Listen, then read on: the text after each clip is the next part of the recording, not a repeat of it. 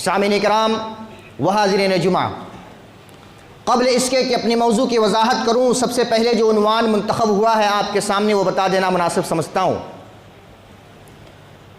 زمانے کے اعتبار سے جو خطبات ہوتے ہیں، زمانے کے حوادثات کے اعتبار سے اگر دیکھا جائے تو اس دور کے اندر جو سب سے اہم خطبہ ہونا چاہیے وہ اس دور کے اندر جو سوشل میڈیا اور پرنٹ اور الیکٹرانک میڈیا کے اندر جو باتیں زیادہ ہوتی ہیں، ہمیں بھی اس پر غور کرنا چاہیے کہ جیسا کہ ہم جانتے ہیں کہ ابھی کچھ دنوں پہلے ہمارے رسول جناب محمد رسول اللہ صلی اللہ علیہ وسلم کے بارے میں بڑے اختلافات لوگ کر رہے تھے اور نبی صلی اللہ علیہ وسلم کی تضلیل کرنا چاہا تھا، اہانت کرنے کی کوشش کی تھی، لیکن اس کے بعد یہ بھی رپورٹ آئی کہ جنہوں نے ایسا کرنا چاہا تھا انہوں نے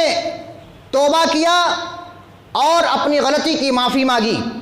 لیکن ظاہر سی بات ہے غلطی کی معافی تو اس سے مانگنی چاہیے جس کی اہانت ہوئی ہے، اور وہ ایسی ذات ہے جو اس وقت دنیا کے اندر موجود نہیں ہے، لہذا ہم سے غلطی کی معافی مانگ کر کیا ہو سکتا ہے؟ جنہوں نے جو کہہ دیا زبان سے نکل گئی وہ کمان سے نکلی ہوئی تیر کے مطابق ہے جو واپس نہیں آ سکتی۔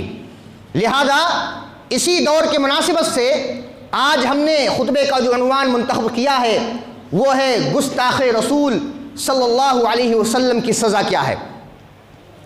آئیے دیکھتے ہیں کہ اللہ کے رسول صلی اللہ علیہ وسلم کی جنہوں نے اہانت کرنا چاہا، تذلیل کرنا چاہا، اللہ کے رسول صلی اللہ علیہ وسلم کی بے عزتی کرنی چاہی، اللہ کے رسول صلی اللہ علیہ وسلم کے سنتوں کے بارے میں، احادیث کے بارے میں، آپ صلی اللہ علیہ وسلم کے اقوال کے بارے میں جنہوں نے ذرے کے برابر بھی اگر کچھ ہیر پھیر کرنا چاہا، رد و بدل کرنا چاہا، تو اللہ تبارک و تعالیٰ نے اس دنیا کے اندر بھی ان کو کیا سزا دی اور اسی طرح سے صحابہ کرام نے ان کو کیا سزائیں دی تھیں، یہ آج انشاءاللہ تبارک و تعالیٰ خطبے کے ٹائمنگ کے اندر ہی انشاءاللہ آپ کے سامنے کچھ بیان کرنے کی کوشش کروں گا۔ سب سے پہلے دیکھیں کہ اللہ کے رسول صلی اللہ علیہ وسلم کی کوئی شخص اہانت نہیں کر سکتا۔ کیوں؟ نبی کریم صلی اللہ علیہ وسلم کی ذات انسانوں کی ذات سے اعلیٰ اور عرفہ ہے۔ اللہ تبارک و تعالیٰ فرماتا ہے وَرَفَعْنَا لَكَ ذِكْرَكَ، جہاں پر اللہ تبارک و تعالیٰ کی شہادت دی جاتی ہے، شہادت کے بعد ہی وہی پر مؤذن کہنے پر مجبور ہوتا ہے اشہد ان محمد رسول اللہ، یعنی اللہ کی شہادت تو محمد رسول اللہ صلی اللہ علیہ وسلم کی شہادت کے بغیر، شہادتین کے بغیر کوئی کلمہ مکمل نہیں ہوتا، مسلمان وہ شخص نہیں ہوتا جب تک کہ اللہ کے ساتھ محمد رسول اللہ صلی اللہ علیہ وسلم کا کلمہ نہ پڑھ لے۔ اور اللہ فرماتا ہے وَرَفَعْنَا لَكَ ذِكْرَكَ، اے نبی کریم صلی اللہ علیہ وسلم آپ کے ذکر کو تو ہم نے بہت بلند کیا ہے۔ کوئی ایسا شخص آتا ہے اسٹیج پر کھڑے ہو کر مائک کے سامنے یا ممبر رسول پر یا اسٹیج پر کہیں پر کھڑے ہو کر نبی کریم صلی اللہ علیہ وسلم کی اہانت کرنا چاہے تو ظاہر سی بات ہے جو ایسا ہوا کہ سورج کو ہم دیکھ رہے ہیں، آسمان پر تھوکنے کی کوشش کر رہے ہیں اور ہمارے منہ پر وہ چیز آ کر گرتی ہے، اور ایسے ہی معاملہ ہوتا ہے۔ جس ذات کے بارے میں اللہ نے کہہ دیا وَرَفَعْنَا لَكَ ذِكْرَكَ، تمہارے ذکر کو سب سے بلند کیا، یعنی انسانوں کے اندر سب سے بلند اگر کوئی ذات ہے جن کے ذات صفات ہے وہ ہمارے رسول جناب محمد رسول اللہ صلی اللہ علیہ وسلم کی شخصیت ہے، ہم جانتے ہیں اس چیز کو۔ لہذا اللہ فرماتا ہے، غور کیجئے، اللہ تبارک و تعالیٰ آیت کریمہ میں فرماتا ہے سورہ احزاب پارہ نمبر 22 آیت نمبر 57 میں اللہ فرماتا ہے ان الذین یؤذون اللہ ورسولہ لعنہم اللہ فی الدنیا والآخرہ اعد لہم عذابا مہینا۔ اللہ فرماتا ہے کہ بے شک جن لوگوں نے اللہ کو، رسول کو ایذا، تکلیف، مصیبت، پریشانی، جو بھی شدائد و تکلیفات میں مبتلا کرنا چاہا، لعنہم اللہ فی الدنیا والآخرہ، دنیا کے اندر بھی ان کے لیے لعنت ہے اور آخرت کے اندر اللہ تبارک و تعالیٰ نے تیار کر رکھا ہے۔ دنیا اور آخرت دونوں کے لیے لعنت ان کی ہے۔ لہذا آپ یہ دھیان دیں، اگر کوئی بھی شخص ایسا ہے، چاہے وہ غیر مسلم ہو یا مسلمان ہو، اگر نبی کریم صلی اللہ علیہ وسلم کی کسی بھی بات کی اہانت کرتا ہے، تذلیل کرنے کی کوشش کرتا ہے، تو اس دنیا میں ضرور اس کو عذاب ملتا ہے، جیسا کہ انشاءاللہ میں حدیث کے مطابق واقعی سنانے والا ہوں آپ کے سامنے۔ ہم کیا سوچتے ہیں؟ اچھا، آیت مکمل نہیں ہوئی، وَأَعَدَّ لَهُمْ عَذَابًا مُهِينًا، دردناک اور ذلت آمیز اللہ تبارک و تعالیٰ نے عذاب تیار کر رکھا ہے ایسے لوگوں کے لیے۔ ہم کیا سوچتے ہیں؟ آج ہمارا خون کھولتا ہے جب کافر ہمارے رسول صلی اللہ علیہ وسلم کے بارے میں بدگوئی کرتے ہیں، اہانت کرنے کی کوشش کرتے ہیں، لیکن ہمارا خون نہیں کھولتا اس وقت جب مسلمان اہانت رسول کے اندر مبتلا ہوتے ہیں، جب مسلمانوں کے ذریعے کسی حدیث کی تذلیل ہوتی ہے، جب مسلمانوں کے ذریعے داڑھی پر جو ہے بھفتیاں کسی جاتی ہیں، یہاں تک کہ نماز کے اندر جو مسائل ہوتے ہیں کہ پیر سے پیر ملانا، کسی نے کہہ دیا کہ اگر کوئی آپ سے پیر ملاتا ہے تو کیا کر دو، کانٹے لا کر بچھا دیا کرو، نعوذ باللہ من ذالک، حدیث کی اس طرح تذلیل مسلمانوں نے کیا، اور اپنے دور کے علامہ جو اپنے آپ کو سمجھنے والے ہیں ایسے لوگوں نے کیا۔ اپنے دور کے علامہ ایسے لوگ ہیں جو کہتے ہیں داڑھی اگر لمبی ہو گئی تو داڑھی کی مذاق اڑاتے ہیں، اور کہتے ہیں کہ موٹر سائیکل پر جاتا ہے تو یہ سینگ نکل جاتی ہے، یہ کون سی داڑھی ہے؟ نعوذ باللہ من ذالک۔ نبی کریم صلی اللہ علیہ وسلم نے فرمایا تھا داڑھی کو چھوڑ دو، داڑھی کو معاف کرو، داڑھی کو لٹکاؤ، داڑھی کو اپنے حال پر چھوڑ دو، لیکن ظاہر سی بات ہے ہم نے داڑھی رکھا بھی نہیں، اور جس نے رکھا اس کی اہانت و تذلیل ہم نے کیا۔ جن حدیثوں کے اندر، جن کتابوں کے اندر صحیح احادیث نبی کریم صلی اللہ علیہ وسلم کی موجود ہے، بخاری اور مسلم جن میں صحیح احادیث اللہ کے رسول صلی اللہ علیہ وسلم موجود ہیں، ایسی کتابوں کو لوگوں نے تذلیل کرنا چاہا، لیکن معاملہ کیا ہوتا ہے، کفار کے ذریعے تو ہم بڑے تیش میں آتے ہیں، خون گرم ہو جاتا ہے، لیکن مسلمانوں کے ذریعے ہوتا ہے تو کیا کرتے ہیں، ہمارا خون سرد پڑ جاتا ہے، سرد پڑ جاتا ہے ہمارا خون۔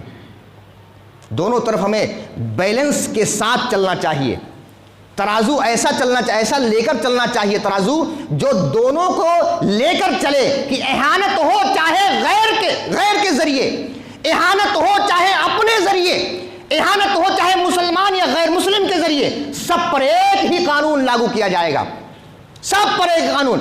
لہذا ہم جانتے ہیں کوئی بھی ایسا نبی اور رسول نہیں آیا جس کی اہانت اور تذلیل نہیں کی گئی، کی جاتی ہے۔ آپ اگر 5 وقتہ نمازی بن جاؤ، آپ کے چوراہوں پر آپ کی تذلیل اور ہنسی مذاق ہوگا، کیا ابھی تک تو ہنس کھیل رہا تھا، گناہ کرتا تھا، اب بڑے اللہ والا بن گیا، بڑے اللہ والا بن گیا، آپ کی بھی ہوگی۔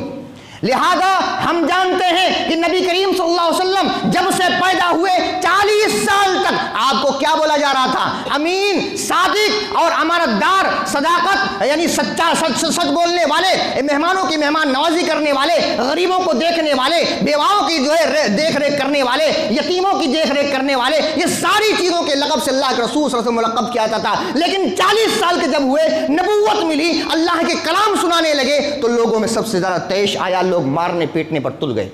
وجہ کیا تھی؟ آئیے دیکھتے ہیں۔ سب سے پہلی چیز، سب سے پہلے اہانت رسول صلی اللہ علیہ وسلم کس نے کیا؟ سب سے پہلے اللہ کے رسول صلی اللہ علیہ وسلم پر آیت کریمہ اترتی ہے، وَأَنذِرْ عَشِيرَتَكَ الْأَقْرَبِينَ، بخاری شریف کی حدیث بتا رہا ہوں میں، بخاری شریف کی حدیث نمبر 4770 نمبر کی حدیث۔ جب یہ آیت کریمہ اللہ کے رسول صلی اللہ علیہ وسلم کے پاس اتری کہ اے نبی صلی اللہ علیہ وسلم، اپنے قرابت داروں کو اللہ کے عذاب سے ڈراؤ، وَأَنذِرْ، ڈراؤ اپنے قرابت داروں کو، تو اللہ کے رسول صلی اللہ علیہ وسلم صفا پہاڑی پر چڑھ گئے۔ آپ نے واقعہ بارہا سنا ہوگا، لیکن پھر بھی اس واقعے کے آگے بھی میں کچھ ایڈ کرنا چاہتا ہوں، غور سے سنیں اس کو۔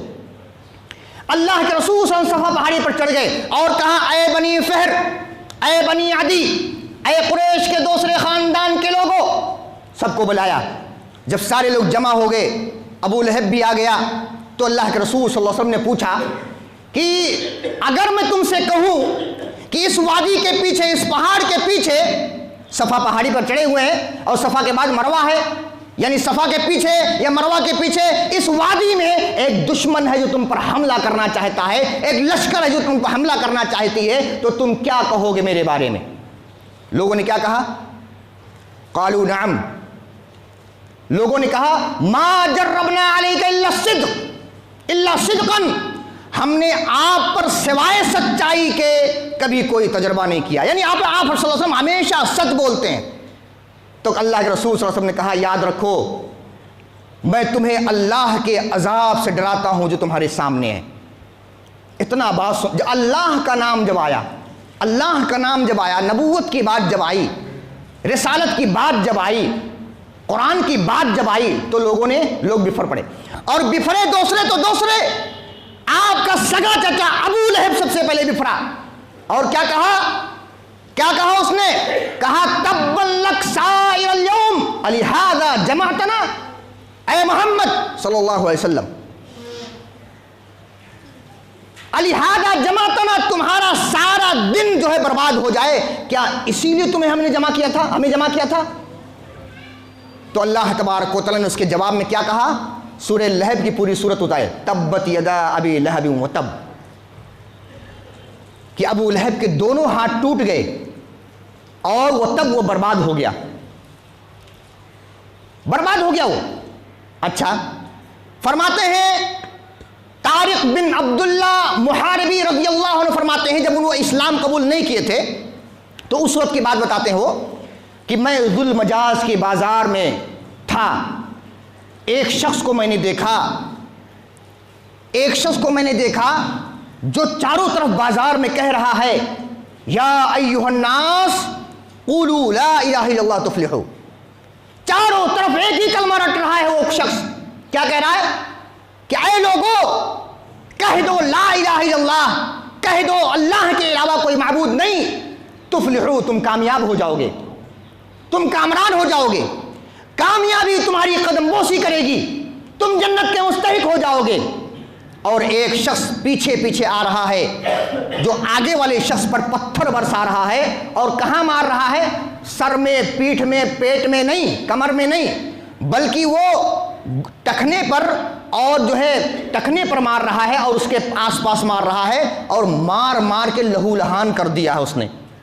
اور نبی صلی اللہ علیہ وسلم ایک ہی بات کہتے جا رہے ہیں, اس کا مقابلہ نہیں کر رہے ہیں. کیا کہہ رہے ہیں؟ وہ یہی بات کہہ رہے جا رہے ہیں.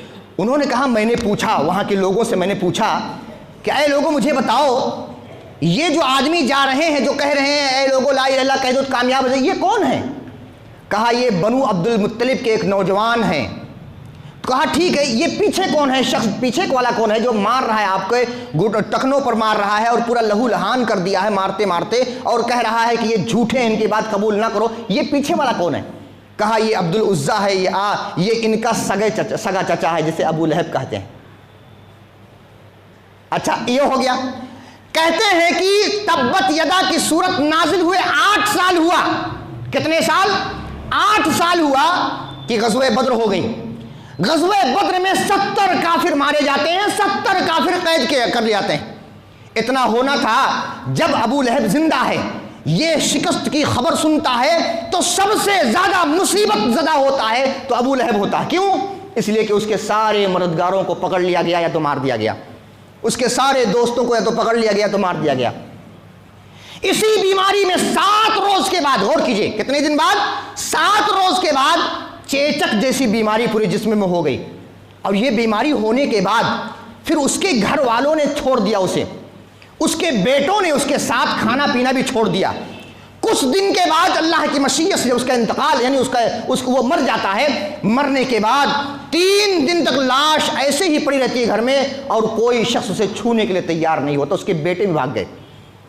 اب 3 دن کے بعد جب وہاں سے سڑن اور بدبو آنا شروع ہو گیا تو آس پاس اور محلے کے لوگوں نے تانا دینا شروع کیا ان کے بیٹوں کو کہ تم کیا کر رہے ہو, تمہارے باپ کی لاش سڑ رہی ہے, بدبو آ رہا ہے, تم اسے دفن کیوں نہیں کرتے؟ لیکن کوئی بھی بیٹا جانے کے لیے تیار نہیں.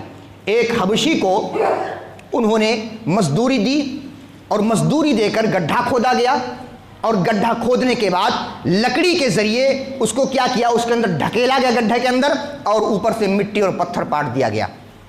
اللہ نے کیا فرمایا تھا؟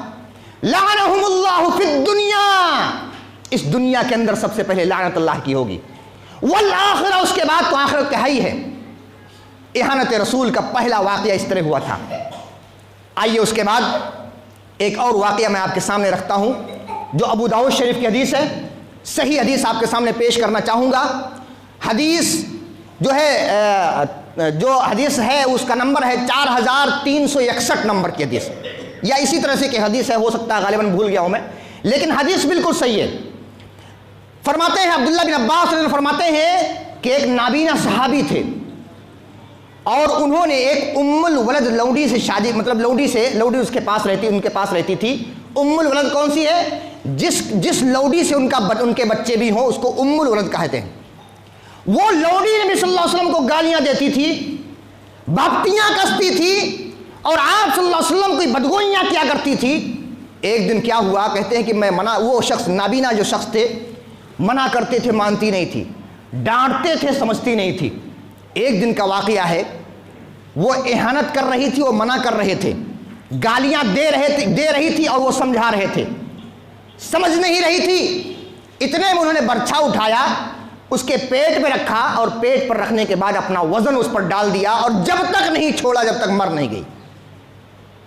خون نکلا، ان کا ایک بچہ جو تھا ماں کے قدموں کے پاس آیا، اور لوٹ پیٹ کرنے کے بعد پورا خون چاروں طرف پھیل گیا۔ صبح ہوئی، نبی صلی اللہ علیہ وسلم کے پاس اطلاع گئی۔ نبی صلی اللہ علیہ وسلم نے سب کو جب جمع دیکھا تو کہا کہ اللہ کی قسم دے کر تم کو کہتا ہوں، جس نے یہ کام کیا ہے اس پر میرا حق ہے، وہ شخص کھڑا ہو جائے جس نے یہ کام کیا ہے، قتل کیا ہے۔ ایک نابینا صحابی کھڑے ہوتے ہیں اور لوگوں کی گردنیں فلانگ فلانگ کر اللہ کے رسول صلی اللہ علیہ وسلم کے پاس جاتے ہیں، ان کے قدم لرز رہے تھے، اور جاتے ہیں، کہتے ہیں اے اللہ کے رسول صلی اللہ علیہ وسلم، میں نے قتل کیا ہے، میں نے اسے مارا ہے، اور مارا کیوں ہے؟ میں نے اس لیے مارا ہے، اے اللہ کے رسول صلی اللہ علیہ وسلم، یہ آپ کی تذلیل کیا کرتی تھی، اے نبی صلی اللہ علیہ وسلم آپ کو گالیاں دیا کرتی تھی، میں کیسے برداشت کر سکتا ہوں جو اللہ کے رسول صلی اللہ علیہ وسلم کو گالیاں دے، آپ کو برا بھلا کہا کرتی تھی، اے اللہ کے رسول صلی اللہ علیہ وسلم رات کا معاملہ ہے، میں سمجھاتا تھا سمجھتی نہیں تھی، ڈانٹتا تھا مانتی نہیں تھی، میں نے چھڑا اٹھایا، برچھا اٹھایا، اس کے پیٹ پر رکھا، اپنا وزن ڈال دیا، جب تک میں نے نہیں چھوڑا جب تک یہ مر نہیں گئی۔ اے نبی صلی اللہ علیہ وسلم آپ یہ بات غور کریں، اس عورت سے میرے 2 بچے ہیں جو موتی کی طرح ہیں، میرے 2 بچے ہیں جو موتی کی طرح ہیں۔ یہ عورت میرا بڑا خیال کرتی تھی، بڑی محبت کرتی تھی، لیکن اس کی محبت آپ کی محبت پر قربان، اے اللہ کے رسول صلی اللہ علیہ وسلم میں نے اس کو مارا ہے۔ اللہ کے رسول صلی اللہ علیہ وسلم نے فرمایا، اس کے بعد کہا اے لوگو گواہ رہنا، اس لوڈی کی، اس ام الولد لوڈی کی خون کو رائے گا اور برباد کرا جاتا ہے، رائے گا ہو گیا، ضائع، کوئی قتال، کوئی قصاص نہیں لیا جائے گا، کوئی بدلہ نہیں لیا جائے گا۔ کیوں؟ نبی کریم صلی اللہ علیہ وسلم کو گالیاں دیا کرتی تھی۔ اچھا، ابو داؤد شریف کے بعد، اس حدیث کے بعد جو انہوں نے فائدہ ذکر کیا ہے، اس فائدے کے اندر آپ یہاں پہ ابو داؤد شریف رکھی ہے، آپ دیکھ سکتے ہیں، فائدے کے اندر بہت اہم بات رکھی ہے، اب غور کریں آپ۔ اس کے اندر دیا ہے کہ یہ واقعہ جو ہے صحابی کے عظیمت اور غیرت ایمانی کا اظہار ہے، لیکن آج کے دور میں یہ ساری چیزیں خود نہ کر کے حکومت کے توسط سے، حکومت کے واسطے سے کرنا چاہیے، ورنہ فتنہ پھیلنے کا بہت بڑا اندیشہ ہے، بہت بڑا اندیشہ ہے۔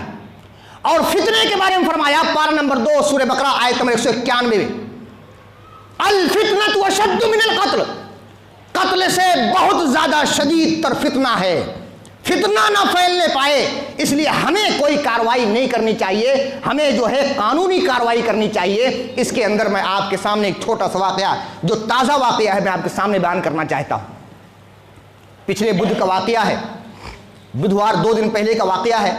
اپنے پڑوسی ملک کے اندر ایک بینک کے اندر ایک مینیجر اور ایک باڈی گارڈ جو ہے، اور یہ خبر جو ہے قومی آواز کے اندر آئی ہے، اور میں نے اس کو جو ہے شیئر کر کے میں رکھا ہوں، اگر کسی کو ضرورت پڑے انشاءاللہ دکھا سکتا ہوں میں۔ ایک باڈی گارڈ اس کے اندر ڈیوٹی کیا کرتا تھا بینک کے اندر، اور مینیجر بھی تھا۔ باڈی گارڈ نے مینیجر کو مار دیا۔ مارنے کے بعد جب سارے لوگ جمع ہو گئے، جمع ہونے کے بعد اس نے کیا کہہ دیا؟ یہ نبی صلی اللہ علیہ وسلم کی گستاخی کر رہا تھا۔ اب جب گستاخی کی بات آئی تو مسلمان نعرے تکبیر اللہ اکبر کہنے لگے، بڑے خوش ہو گئے۔ تحقیق کرنے کے بعد جب معلوم ہوا کہ یہ تو بہانہ ایک کر لیا اس نے، کیا فتنہ کھڑا کر دیا، بہانہ یہ کہ وہ مینیجر خود بچوں اور بچیوں کا مدرسہ چلاتا تھا، تو جو شخص مدرسہ چلاتا ہو وہ نبی صلی اللہ علیہ وسلم کی و اسلام کی اہانت کیسے کرے گا؟ جب تحقیقات کی گئی، تحقیقات کے اندر یہ بات سامنے آئی کہ ان دونوں کے اندر کوئی رنجش اور کوئی معاملہ ہو گیا تھا، جس کی بنا پر اس کے ہاتھ میں بندوق تھی اور مار دیا، اور معاملہ کیا لگا دیا؟ یہ تو اہانت رسول کر رہا تھا، یہ تو گستاخ رسول تھا، اور لوگ بڑے نعرے اور تالیاں بجا رہے تھے۔ معاملہ کیا ہوا؟ اس حدیث کے اندر یہ جو فائدہ ذکر ہے، بہت پہلے کا فائدہ لکھا ہوا ہے، لیکن یہ واقعہ بھی بدھوار کا ہے۔ اس میں فائدہ دیا ہے کہ ہمیں کوئی بھی کام اپنے طور پر نہیں کرنا چاہیے، ورنہ آپ ایک کو قتل کریں گے، ایک کو ماریں گے، فتنے کے طور پر بے شمار مسلمانوں کو مارا جائے گا، لہذا کون اس کا سبب بنے گا؟ اس میں کہا حکومت کے توسط سے ہونا چاہیے، حکومت کے توسط سے ساری چیزیں ہونا چاہیے کہ فتنہ الفتنۃ اشد من القتل، فتنہ قتل سے زیادہ شدید تر ہے۔ اس کو روکنے کے لیے ہمیں جو بھی کارروائی کرنی ہے حکومت کے لیول پر کرنا ہے، حکومت کے واسطے سے کرنا چاہیے۔ اب اس کے بعد ایک واقعہ اور اہانت کے بارے میں آپ کے سامنے ذکر کروں کہ اللہ تبارک و تعالی، ہم چاہے انتقام لے نہ لے، اللہ تبارک و تعالیٰ نے وعدہ کر لیا ہے، اللہ تبارک و تعالیٰ چھوڑنے والا نہیں ہے۔ وہ چاہے مسلمان ہو آج کے دور کا، ہمارے معاشرے کے اندر رہنے والا ہو، یا یہ کہیں دیگر ممالک کے اندر رہنے والا کوئی کافر ہو، کوئی بھی ہو، اللہ نے کیا فرمایا؟ لعنہم اللہ فی الدنیا والآخرہ، دنیا اور آخرت کی لعنت اس پر ہے۔ ایک شخص عیسائی تھا، بخاری شریف کی حدیث ہے، عیسائی ہونے کے بعد اس نے اسلام قبول کیا، مسلمان ہو گیا، اللہ کے رسول صلی اللہ علیہ وسلم کے پاس آیا، نبی صلی اللہ علیہ وسلم کے پاس اس نے سورہ بقرہ پورا پڑھا، سورہ آل عمران بھی پورا پڑھا۔ نبی صلی اللہ علیہ وسلم نے اسے وحی لکھنے کے لیے کاتب بنا لیا کہ بھئی تم وحی لکھا کرو، اچھا لکھتے ہو، پڑھتے ہو ساری چیزیں، وحی لکھا کرو۔ کچھ دن کے بعد وہ شخص مسلمان ہونے کے بعد مرتد ہو گیا اور واپس عیسائی ہو گیا۔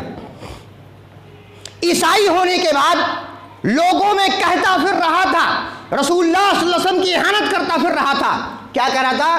نبی صلی اللہ علیہ وسلم، محمد صلی اللہ علیہ وسلم کو کچھ بھی معلوم نہیں، جتنا میں نے بتایا بس اتنا ہی ان کو معلوم ہے، آگے کچھ ان کو نہیں آتا، میں نے جو کچھ بتایا میں نے بتایا ہے، میں نے لکھوایا ہے ساری چیزیں۔ اچھا، اللہ کا کرنا ایسا ہوا کہ انتقال ہو گیا۔ انتقال ہونے کے بعد، مرنے کے بعد، اس کے لوگوں نے جہاں پر وہ گیا تھا وہاں کے عیسائیوں نے اس کو زمین میں کھودا، مطلب دفن کر دیا۔ دفن کرنے کے بعد بخاری شریف کی حدیث آتی ہے، صحیح حدیث، دفن کرنے کے بعد جب صبح ہوئی، رات ہوئی، اس کے بعد صبح ہوئی، صبح ہونے کے بعد لوگوں نے دیکھا کہ اس کی لاش قبر سے نکلی ہوئی ہے باہر۔ اب سارے لوگ آئے گاؤں کے، کہا ہو نہ ہو یہ کس نے کیا ہے؟ یہ محمد صلی اللہ علیہ وسلم نے کیا ہے، ان کے اصحاب نے کیا ہے، کیونکہ ان کا دین چھوڑ دیا تھا اس نے، لہذا انہوں نے انتقام کے طور پر ان کی قبر کو کھودا، اس کے بعد اس کو باہر کر دیا۔ دوسری قبر کھودا انہوں نے، اور بڑی گہری قبر، دوسری قبر بڑی گہری کھودی، کھودنے کے بعد پھر اس کے اندر داخل کر دیا اور دفن کر دیا۔ رات ہوئی، رات ہونے کے بعد جب صبح ہوئی لوگوں نے دیکھا کہ پھر اس کی لاش باہر نکلی ہوئی ہے۔ پھر لوگ آئے، دوبارہ کہا کہ یہ ہو نہ ہو صرف اور صرف کام یہ کس کا ہے؟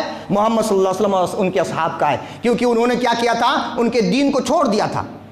تیسری قبر انہوں نے اتنی گہری کھودی جتنی گہری ایک انسان کھود سکتا ہے، اور اس کے بعد اس کے اندر دفن کرنے کے بعد جب تیسری مرتبہ رات ہوئی، صبح ہوئی، تو پھر دیکھا کہ وہ لاش باہر پڑی ہے۔ انہوں نے کہا کہ اب یہ کوئی انسان نہیں کر سکتا ہے، یہ انسان کے بس کی بات نہیں ہے کہ اتنا گہرا کھودے رات بھر میں اور اس کے بعد نکال دے باہر، یہ کسی انسان کا کرشمہ نہیں ہے، یہ انسان کی کسی انسان کی بات نہیں ہو سکتی، کسی انسان کا کام نہیں ہو سکتا۔ لہذا معلوم یہ ہوا، پھر وہی آیت کریمہ میں بار بار پڑھتا ہوں، لعنہم اللہ فی الدنیا والآخرہ۔ اہانت رسول کرنے والے سوچ لیں، خاص کر میری آواز تو مسلمانوں کے لیے ہونی چاہیے کہ آج مسلمان اہانت رسول بہت زیادہ کر رہے ہیں، بہت بڑے بڑے علامہ بنے ہوئے ہیں، اور نبی صلی اللہ علیہ وسلم کی حدیثوں کی حدیثوں کا انکار کرتے ہیں اور حدیثوں پر مذاق اڑاتے ہیں باقاعدہ۔ کہاں ان کا حشر ہوگا؟ ایک حشر یاد کر لیں، دنیا کے اندر جب تک یہ زندہ ہیں تب تک کھا پی لیں، دنیا کے اندر نہیں تو آخرت میں بھی اور دنیا کے اندر بھی ہو سکتا ہے۔ لعنہم اللہ فی الدنیا والآخرہ، اللہ تبارک و تعالیٰ کی لعنت ان پر دنیا کے اندر بھی ہے اور آخرت کے اندر بھی ہے۔ آخری بات مسلم شریف کی کہہ کے میں اپنی بات ختم کرتا ہوں۔ حضرت ابو ہریرہ رضی اللہ عنہ فرماتے ہیں، بیان کرتے ہیں کہ ایک دن حضرت حسان بن ثابت رضی اللہ عنہ مسجد میں شعر پڑھ رہے تھے، اشعار پڑھ رہے تھے مسجد کے اندر۔ حضرت عمر بن خطاب رضی اللہ عنہ کا گزر ادھر سے ہوا تو بڑے گھور کر دیکھا، انہوں نے ایسے کر کے دیکھا غصے سے، تو حضرت حسان بن ثابت رضی اللہ عنہ فرماتے ہیں کیوں غصہ ہو رہے ہو؟ میں اس وقت بھی اشعار پڑھا کرتا تھا اسی مسجد کے اندر جس وقت تم سے بہترین شخص موجود تھا۔ کون؟ نبی صلی اللہ علیہ وسلم موجود تھے، تم سے بہترین شخصیت موجود تھی، ان کے سامنے اسی مسجد کے اندر میں شعر پڑھا کرتا تھا۔ اب اس کے بعد حضرت ابو ہریرہ رضی اللہ عنہ سے عمر بن خطاب رضی اللہ عنہ نے کہا کہ اے ابو ہریرہ تم پر اللہ کی قسم ہے، کیا نبی صلی اللہ علیہ وسلم نے حضرت حسان بن ثابت سے کہا ہے کہ میری طرف سے جواب دیا کرو اے اللہ روح القدس کے ذریعے حضرت حسان بن ثابت کی اعانت کر، مدد کر، تائید کر، کیا ایسا تم نے سنا ہے؟ کہا ہاں اللہ کو گواہ بنا کے کہتا ہوں میں نے سنا ہے۔ کیا مطلب ہوا؟ نبی صلی اللہ علیہ وسلم کے اشعار کے اوپر لوگ اعانت کرتے تھے۔ ایک شخص کو آپ صلی اللہ علیہ وسلم نے کہا جواب دو، پسند نہیں آیا آپ صلی اللہ علیہ وسلم کو۔ پھر کعب بن مالک رضی اللہ عنہ کو کہا تم جواب دو، پھر انہوں نے جواب دیا پسند نہیں آیا۔ حسان بن ثابت کو کہا تو حسان بن ثابت نے بہت بہترین جواب دیا، بہت بہترین جواب دیا، اور اللہ کے رسول صلی اللہ علیہ وسلم نے ان کے لیے دعا کی تھی اے حسان بن ثابت جو بھی شعر کے انداز میں جو بھی میرے خلاف کوئی بات کرتا ہے میری طرف سے تم جواب دو، میری طرف سے تم جواب دو، اللہ تبارک و تعالی میں جبرائیل علیہ السلام کی تائید عطا فرمائے۔ اللہ تبارک و تعالی سے دعا کیا نبی صلی اللہ علیہ وسلم نے۔ معلوم کیا ہوا اس حدیث سے کہ ہم کیا کرتے ہیں؟ ہم یہ کرتے ہیں کہ اگر اہانت رسول ہوتی ہے چاہے کفار کے ذریعے مسلمانوں کے ذریعے، ہم چپ چاپ بیٹھ جاتے ہیں، آپس میں مشورے کرتے ہیں اور شیئر پہ شیئر اور سوشل میڈیا پہ کرتے جاتے ہیں۔ ہمارا کردار کیا ہونا چاہیے؟